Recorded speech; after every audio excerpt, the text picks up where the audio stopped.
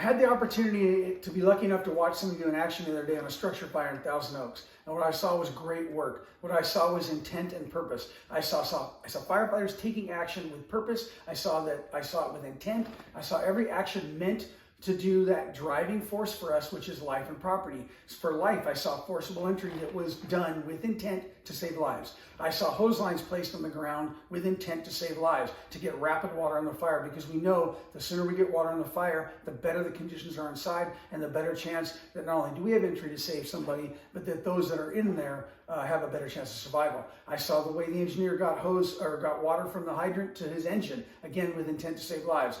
I saw the tactics were based on that. I saw that intent. Again, that's why we're here. That's why people thank you in the supermarket and say thank you for your service. What they are saying is, I know if I'm in my house tonight and I'm trapped by fire, you are going to risk your life to save mine. And again, I saw a driving force towards rescue, and I saw everything with intent. The other thing I saw there was the intent on the other part of this is property. And we all want to go on structure fires, right? We have that saying that I hope nobody has a fire, but if they do, I hope that I'm on duty. And most of it, fortunately enough for us, the damage that we see is to the property and not the lives. But again, we should always be expecting fire, expecting victims. But I want to talk about the property part, because I saw intent and I saw purposeful actions designed to protect the property at that house, at those houses in this condo complex.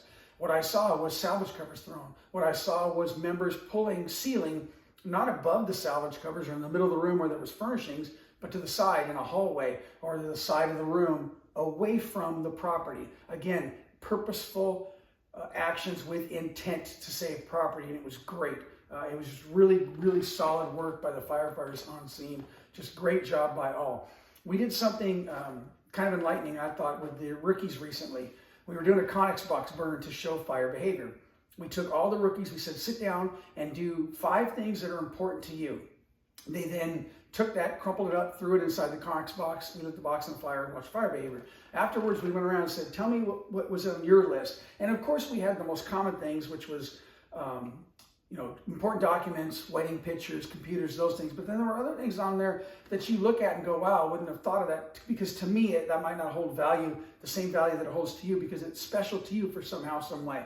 And this occurs in both businesses and residential. As an example, in a business, I went on a fire once that was in a business, and the guy comes, the owner, and he goes, I just need to make sure is that one machine good. And it was kind of a random machine in a corner. We wouldn't have thought anything of it. But to him, that machine is 100 plus years old. He has to get parts from Germany.